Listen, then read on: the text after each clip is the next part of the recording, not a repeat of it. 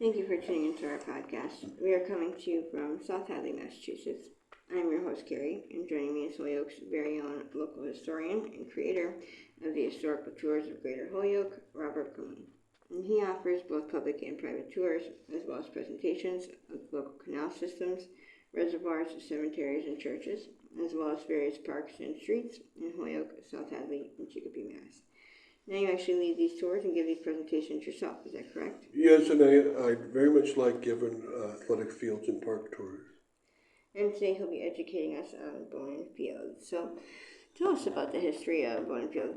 Well, it used to be called Germania Park, and the reason why it was called that was there used to be a mill in Holyoke called Germania Mills.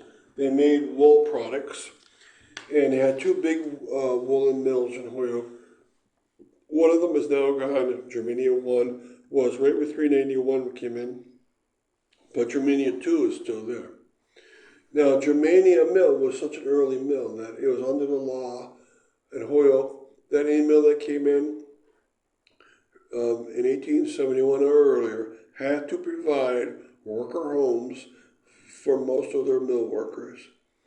And it made a very large section of homes. Because it was a woolen mill, it was very labor intensive. They had to make lots of homes. And it made those, some of them are still there.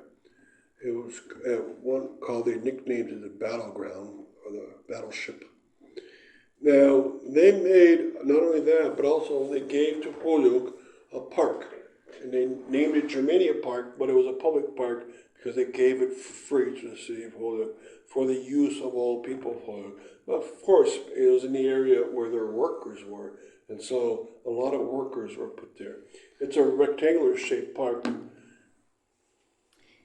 And what are some of the modern amenities of the field that the people might enjoy? Okay, it's located on Jackson Street, and you can park anywhere on Jackson Street. And it's very good for baseball. Lots of people go there, play softball and baseball. And it's a larger size park. The Diamond is a softball size or a little league size park. And it has a very high fence around it, but don't let you be intimidated by that. It's now called Bonin Field, of course, compared to Germania Park, so they at one time changed the name of it. Now, I believe along one side there's a basketball court, and thus there's a lot to this park. So quickly, before we continue with the rest of our interview, just to fill our listeners in, if you want to find out more information or sign up for any of his various tours, you can check out his website at holyokecanaltour.org. And there he has both videos of the various stops along each tour and also past and present photos of the historical sites throughout as well. And if you're interested in setting up a private tour, you can email him directly at bobcat4214B@yahoo.com. And they are perfect for fun, educational outdoor activities for the whole family or for your group parties, especially those special occasions and get-togethers. And they are also good just for getting outdoors for the day. So getting back to our interview, how does this field fit into its neighborhood? Well, in the past, it fit in much better because all the Germania worker homes were around that area, and this was their place to go out. And it's quite shaded, well, shaded by trees around the perimeter, and people love to go out there and relax. Now, it doesn't fit quite as well because there's not as many tenement homes or homes around this area as it used to be. And so it's not as heavily used as it probably was in the past. But it still fits in. It's still in World War II, still in a neighborhood called South Holyoke. So there's still good reasons for it to exist. And a lot of people still go there. Now, what should this field evolve into? That's a good question. Depends on what direction the neighborhood goes. This has always been the poorest place in western Massachusetts, this South Holyoke.